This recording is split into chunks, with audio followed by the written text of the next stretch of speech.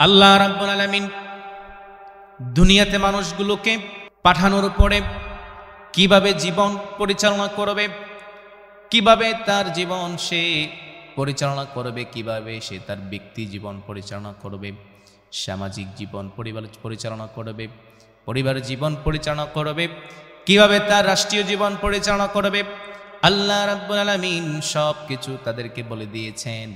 শুধু বলেই দেন নাই, এবং আমাদেরকে বলে দেওয়ার জন্য, পথ দেখানোর জন্য আল্লাহ তাআলা যুগে যুগে নবী রাসূল প্রেরণ করেছেন। কোন সুবহানাল্লাহ। আল্লাহ রাব্বুল আলামিন আমাদেরকে শুধু কোরআন মাজিদ নাজিল করে ক্ষান্ত থাকেন নাই, আল্লাহ তাআলা আমাদেরকে কোরআন এর পাশাপাশি আমাদেরকে নবী দান করেছেন। নবীর মাধ্যমে আমাদেরকে সব কিছু জানিয়ে দিয়েছেন, কিভাবে আমরা আমল করলে, কিভাবে জীবন পরিচালনা করলে আমাদের জীবন পরিবর্তন হবে, কিভাবে জীবন পরিচালনা করলে আমরা জাহান্নামে যাব না জান্নাতে যাব, এই বিষয়ে আল্লাহ তাআলা সব কিছু আমাদেরকে বলে দিয়েছেন। কোন সুবহানাল্লাহ। আজকে গুরুত্বপূর্ণ একটি বিষয় নিয়ে আমি আপনাদের সামনে কথা বলবো। বিষয়টি হচ্ছে, আমাদের মধ্যে অনেকেরই প্রশ্নটা থাকে যে বর্তমানে অধিকাংশ মুসলিম, অধিকাংশ মুসলমান, অধিকাংশ ইমানদারের ভিতরে তাদের দেখা যাচ্ছে তাদের ভিতরে কি থাকে না, দ্বীনি চিন্তা ভাবনা, মুসলমানের যে চিন্তা ভাবনা থাকা দরকার সেটা তাদের ভিতরে থাকে না। আখিরাতমুখী না হয়ে তারা দুনিয়ামুখী হচ্ছে। কেন হচ্ছে? এ থেকে আমরা কিভাবে বাঁচব এবং কিভাবে আমরা প্রকৃতপক্ষে মুমিন হতে পারবো, মুসলমান হতে পারবো, কিভাবে আমাদের ঈমানকে টিকিয়ে রাখতে পারবো, এই বিষয়ে আমরা ইনশাআল্লাহ আজকে কথা বলবো। প্রিয় দ্বীনি ও ভাই ও বোনেরা, আপনারা মনোযোগ সহকারে এই কথাগুলো শুনবেন এবং আমি আশা করি এর দ্বারা আপনাদের উপকৃত হবে, আপনারা উপকৃত হবেন ইনশাআল্লাহ।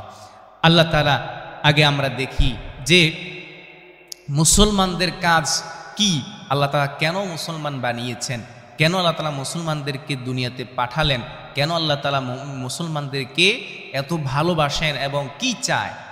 এই ভালোবাসা মহাব্বত আল্লাহ তাআলা দিয়েছেন আমাদেরকে, এত কিছু দিয়েছেন, এত নিয়ামত দিয়েছেন, কেন দিলেন এবং আল্লাহ তাআলা আমাদের কাছে কি চায়। আল্লাহ রাব্বুল আলামিন চায় আমাদের কাছে আমরা যেন আল্লাহ তাআলার গোলামি করি। আল্লাহ তাআলা আমাদের কাছে কোনো ধন সম্পদ চায় না, আল্লাহ তাআলা আমাদের কাছে কোনো কি চায় না, কোনো পারিশ্রমিক চায় না, আল্লাহ তাআলা আমাদের কাছে কোনো টাকা চায় না, আল্লাহ তাআলা আমাদের কাছে কোনো অর্থ সম্পদ চায় না। আল্লাহ চায়, আল্লাহ তাআলা কোরআনে বলছেন, ওয়ামা খালাকাতুল জিন্না ওয়াল ইনসা ইল্লা লিয়াবুদুন।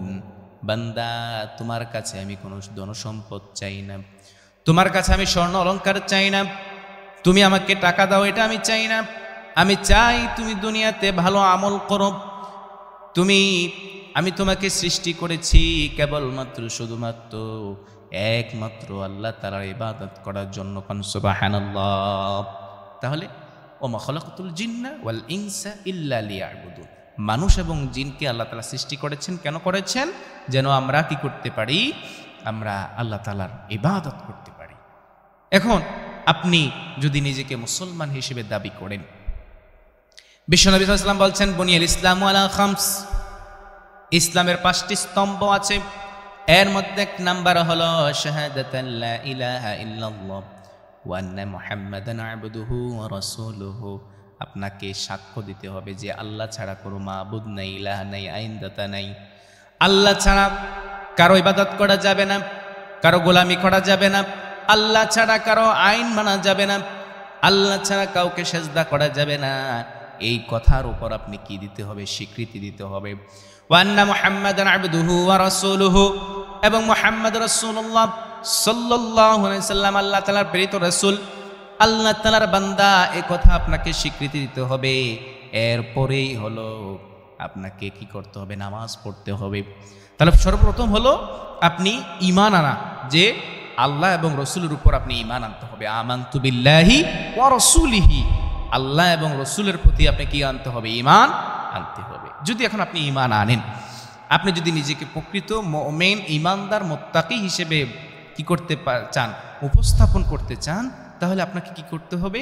আপনাকে ওই যে আখিরাতমুখী কাজ করতে হবে, দুনিয়ামুখী কোনো কাজ করা যাবে না। আখিরাতমুখী কাজ কি? বিশ্বনবী সাল্লাল্লাহু আলাইহি ওয়াসাল্লাম বলে দিয়েছেন, এক নম্বরে হলো ওয়া আকামুস সালাত, আপনাকে নামাজ আদায় করতে হবে।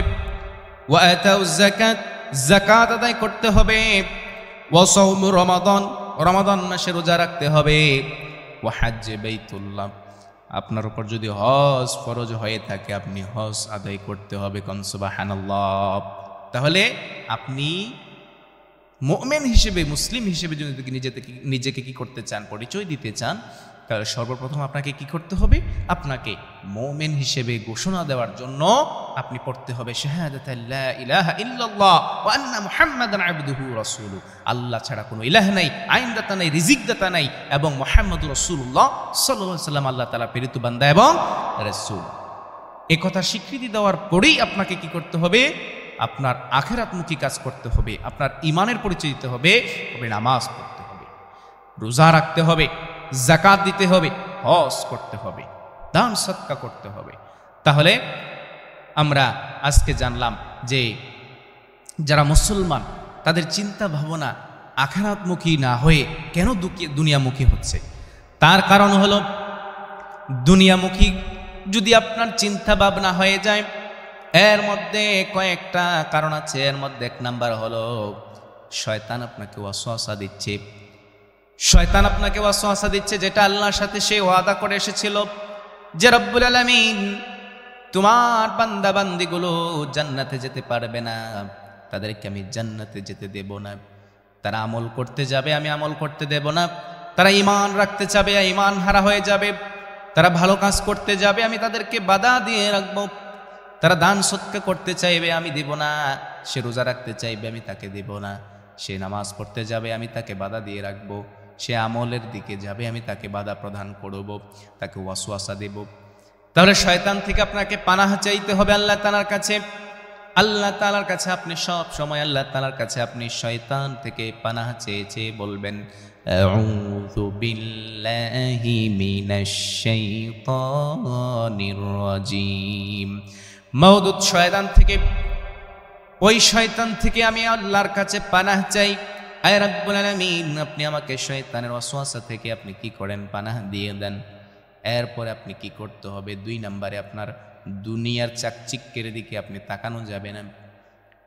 আপনার ভাই কি করেছে, আপনার বোন কি করেছে, আপনার আশেপাশের বন্ধু বান্ধবেরা লক্ষ লক্ষ টাকা ইনকাম করতেছে, তারা হারাম খাইতেছে, হারাম ইনকাম করছে, এগুলোর দিকে আপনাকে তাকানো যাবে না। আপনি কি করতে হবে? আখিরাতমুখী চিন্তা করতে হবে। আপনি সাহাবায়ে কেরামদের দিকে তাকান। সাহাবায়ে কেরাম যারা দিনকে দিন না খেয়ে খেয়ে কি করেছেন? ইসলাম মেনেছেন, ধর্মের প্রতি অবিচল থেকেছেন, আল্লাহকে খুশি রেখেছেন, আল্লাহর প্রতি সন্তুষ্ট থেকেছেন। এজন্য আল্লাহ তাআলা তাদেরকে বলেছেন রাদিয়াল্লাহু আনহুম ওয়া রাদু আনহু, তাদের প্রতি আমি সন্তুষ্ট। আল্লাহ যাদের প্রতি সন্তুষ্ট তাদেরকে আল্লাহ তাআলা জান্নাত দিয়ে দিবেন। কোন সুবহানাল্লাহ। তাহলে আপনাকে দুনিয়ামুখী হওয়া যাবে না, আপনার দুনিয়ার চাকচিক্যের দিকে তাকানো যাবে না যে অমুক খুব ভালো চলছে তার দিকে আপনি তাকানো যাবে না। আপনি আপনার নিজের দিকে তাকান। আপনার নিচে যারা আছে, যারা আপনার থেকে আরও নিম্ন, যারা খাইতে পারছে না, আপনি 3 বেলা খাইতে পারছেন, সে পারছে না, তার দিকে আপনি তাকান। আপনি কাপড় পরতে পারতেছেন, সে পরতে পারতেছে না, তার দিকে তাকান। তাহলে আপনার প্রতি, আপনার ভিতরে আল্লাহর শুকরিয়া চলে আসবেন। কোন সুবহানাল্লাহ। তাহলে আমরা বুঝলাম মুসলমান দুনিয়ামুখী হলে পরে সে আখিরাত ভুলে যাবে। দুনিয়ার মুখী কি? দুনিয়ার সম্পদের দিকে তার লোভ থাকা যাবে না, দুনিয়ার চাকচিক্যর প্রতি তার লোভ থাকা যাবে না, দুনিয়ার অর্থের দিকে তার লোভ থাকা যাবে না। যদি দুনিয়ার অর্থ, দুনিয়ার সম্পদ, দুনিয়ার চাকচিক্য তার ভিতরে চলে আসে, ওই মানুষ কখনো মুসলিম হতে পারবে না। নাউজুবিল্লাহ। তাহলে আমরা আজকে বুঝলাম যে আজকে যে বিষয়টা আমরা ক্লিয়ার করতে চাইছি যে বর্তমানে মুসলমানদের চিন্তা চেতনা তাদের কি হতে যাচ্ছে? দুনিয়ামুখী হতে যাচ্ছে, আখিরাতের চিন্তা তাদের ভিতরে নাই।